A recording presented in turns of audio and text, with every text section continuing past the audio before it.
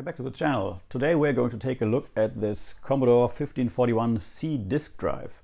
I got this off of eBay for about 20 euros including shipping, and it's said to give only file not found errors. So let's check it out, see if it really only gives file not found errors and what's the matter with it.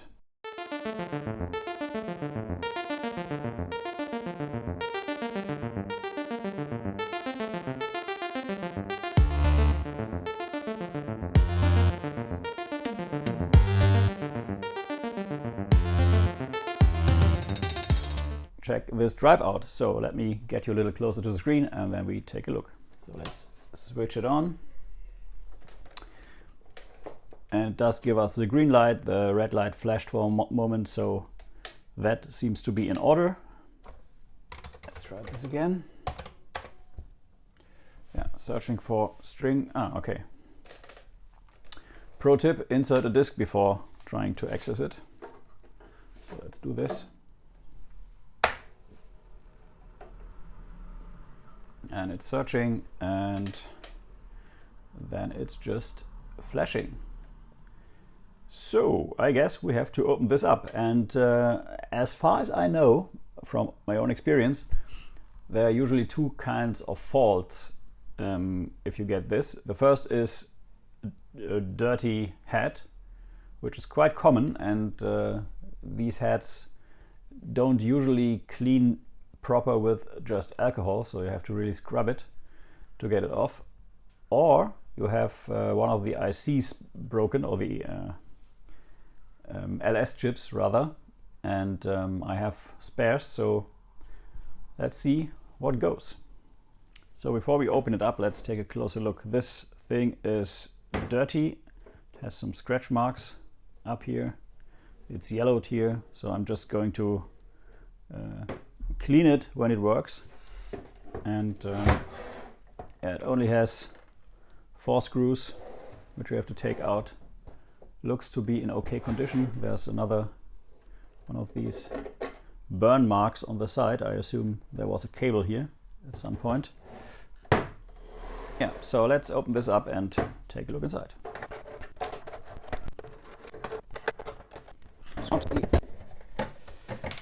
No, it does. Okay. Looks nice from the inside. And this seems to be a Mitsumi drive. The shitty part is that none of these chips are socketed. That's not good,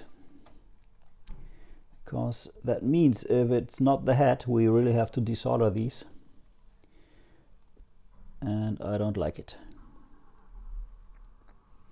But other than that, this seems to be in very good condition. It's only the occasional dust bunny in here.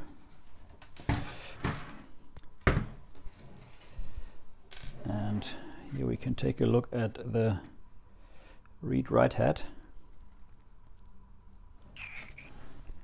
I will first try to clean the head with some IPA and a cotton swab, and if that does the trick, all the better.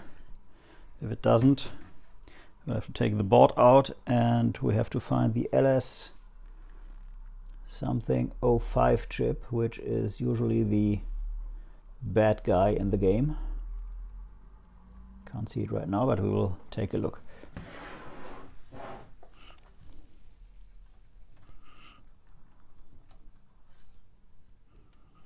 Doesn't look like much, but as I said, it's completely possible that there is gunk on the head, but it doesn't seem like it. So the head seems to be pretty clear. So what we will do now is we will connect the drive and try again and see what happens. So I left the drive open to insert a disk again. Don't think that much has changed, to be honest.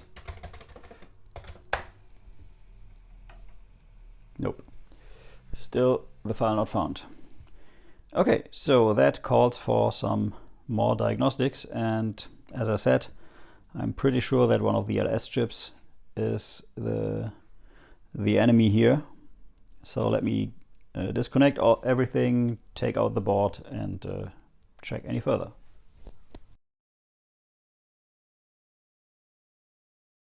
I have no idea what just happened. I just switched off the disk drive, pulled the power cord, the C64 made some crazy noises, and now it's dead. So in addition to fixing 1541C, we now also have to fix C64. So it's a few days later now, and I was pretty pissed that my C64 died.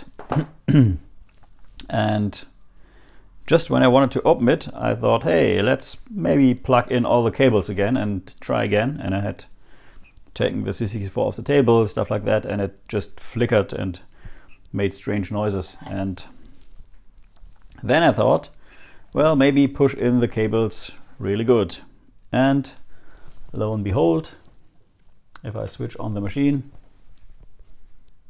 oh, no, just kidding, I didn't plug it in. Just a second. Okay, all plugged in, let's try again. And here we are again. So C64 works just fine. Seems to have been just the video cable which somehow came out or off. Don't know, if I wiggle it, it's still a good picture. Okay, so that leaves us with the dead 1541. And I brought out one of my trusted discs that I know works, Basil, the great mouse detective, and it still gives me a read error. So we will open this up again, and I will show you which chip I think is dead. So let's open this up again and take a look inside.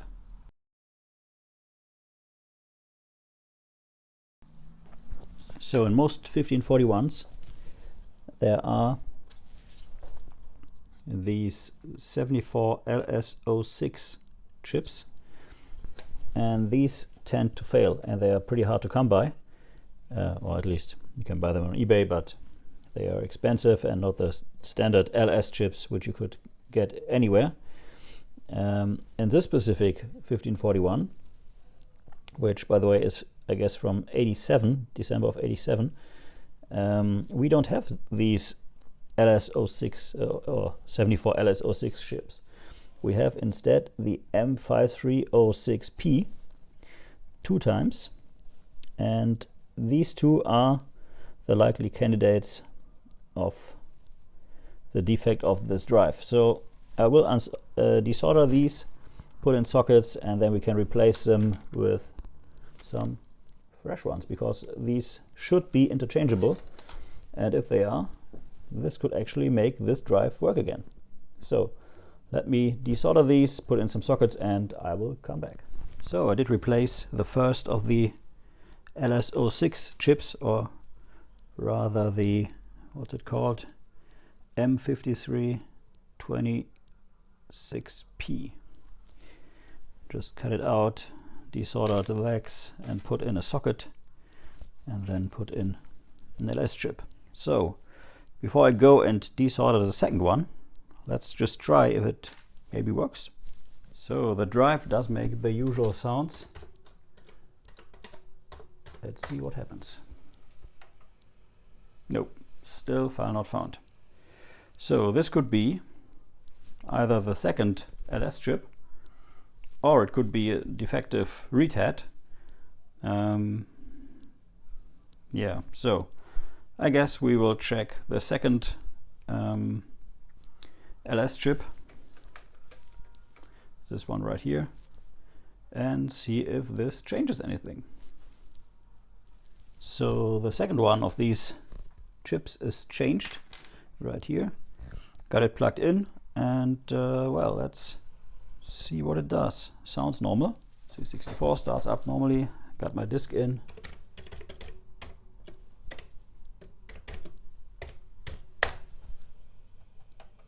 No, still file not found.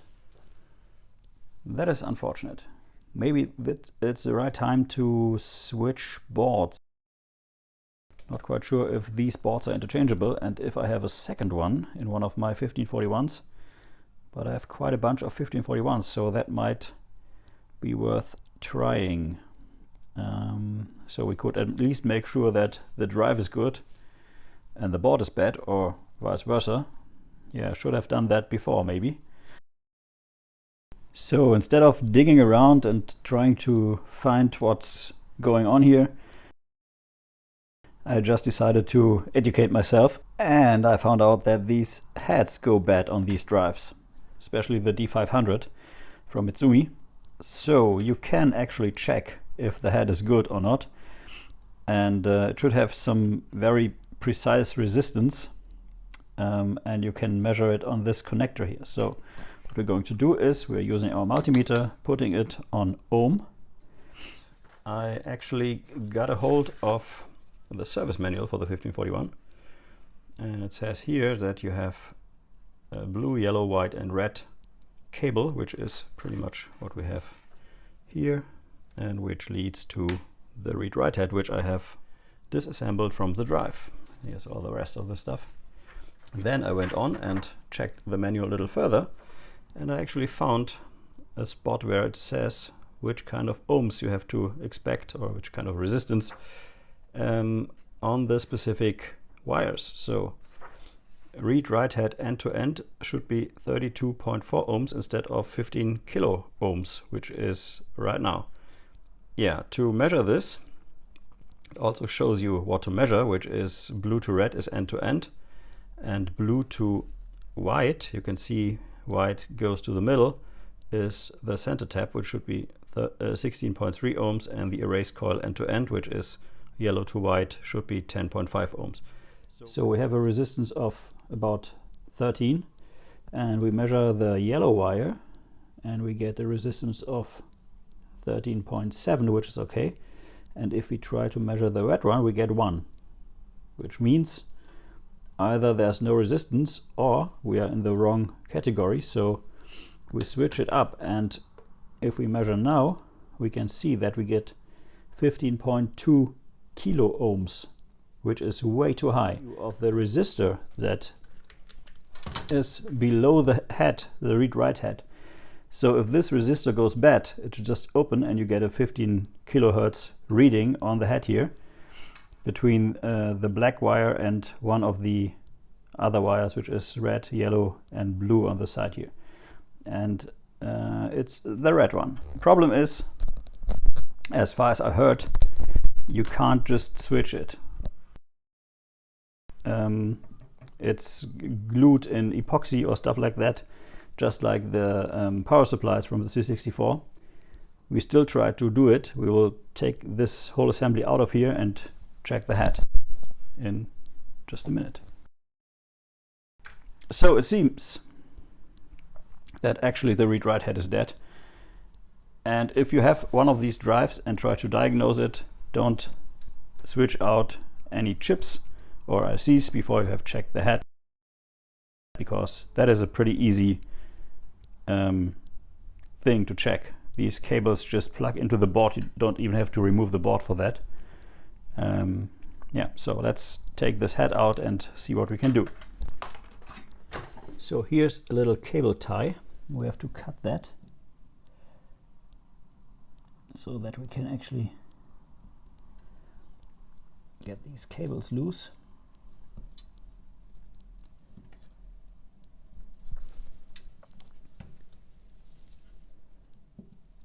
Try not to snip any of the cables. Okay, got it.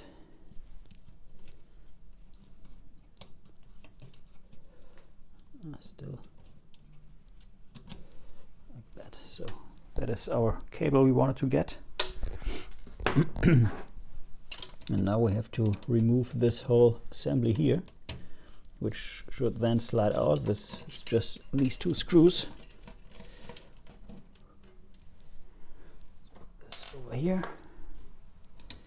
And this should just slide out, and we can turn this around like that, and just take this off of here.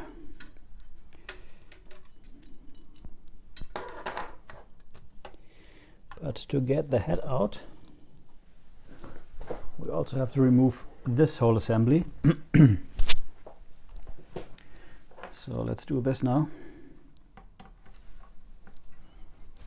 This is really in there. Make sure not to touch transformer, because it could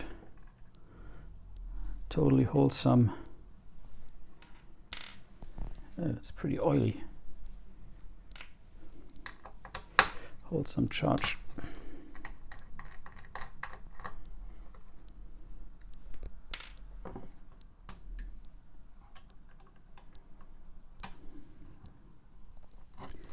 So we have to take this off here, and we have to unscrew this screw here to get the head out.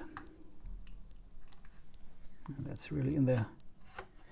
This is not the way, not even close to being the way. I really have to take this whole construction out of here.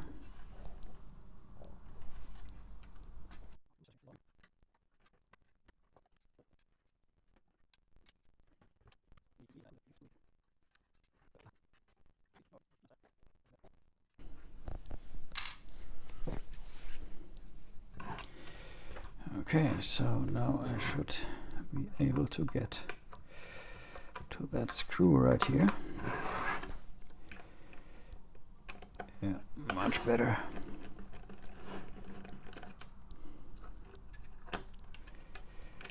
Oh, screw goes flying away, of course. And just like that, here's the head. So, this is the underside of the head, and as you can see, there are some quite small resistors in there. I assume it's this one that's gone bad, and it's indeed just two little soldering points and this thing in there. So let me desolder this resistor, and then we can see if this works. That would be interesting. Okay, got one side. And I got the other side. Nice. Okay, so the resistor's out. The wires are still attached. Is good, I guess. So now we need a 15k ohm resistor. Let's just measure this one first and see what resistance it had.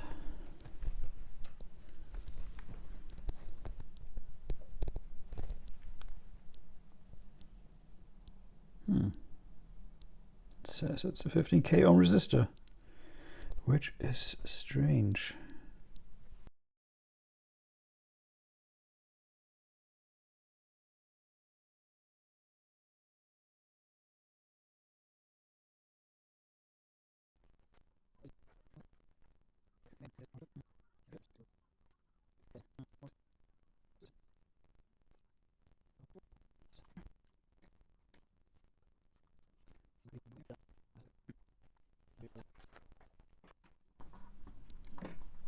Not sure if this could ever work, but this is what we get.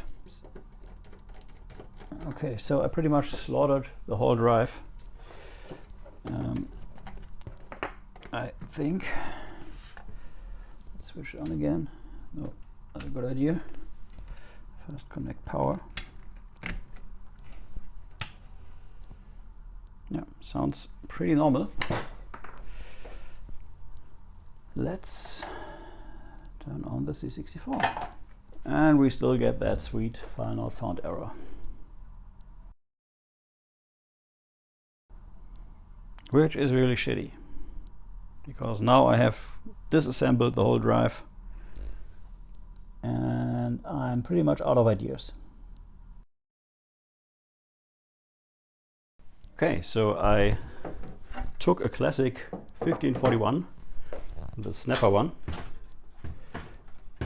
and did connect the drive of this floppy to the board of this. So all the cables over here are actually from this drive. So as you can see, the power goes into this board, and the board is completely powered here, and these cables power this drive, so there's no second power supply or anything like that.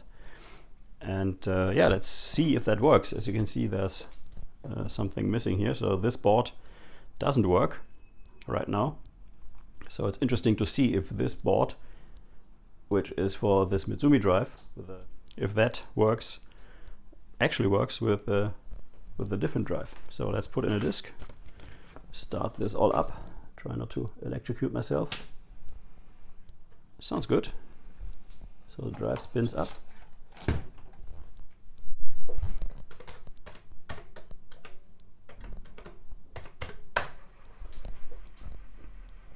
And yeah, it actually works. So this proves two things. Number one, you can actually use a 1541 version 1, the snapper drive, with the 1541C or the light version board. And it proves that actually that drive is dead or defective, and that this board is good.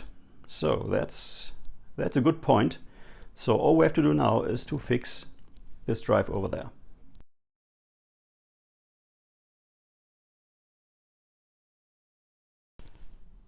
So after putting in the right resistor and putting it all back together and cleaning it thoroughly, you can see that except for that yellowed part, it looks like new. Scratches, if you look from the right angle, are almost invisible because I used the magic eraser sponges, which are kind of a soft sandpaper, and that smoothed it out and took the darker parts and shadows away. Cleaned all this. Looks like a nice drive, but it still doesn't work. So that's a pity. Could be two things. Either a totally not adjusted head, which would be fixable with the right tool and the right software, which we could eventually do in part 2, or it could just be that the read-write head is complete dead. And if we change that out, it might actually simply work. Yeah, so I guess this is it for this part, which could be part 1. I'm not titling this part 1, but it could be part 1. Yeah, it's a nice floppy. Looks nice and came out really nicely. Actually also cleaned the Commodore logo, which is a little bit more yellow than the rest of the case, which is, I would say, not yellowed at all. Yeah, so thanks for watching, and I don't consider this a complete fail because I know what's wrong. It's the read-write head, just don't have a replacement. So until next time, take care, bye-bye. Thank you for watching Retro is the New Black. If you are new to the channel, please like and subscribe. If you like the video, please share. Every like, share, and comment helps a lot. Until next time, bye-bye.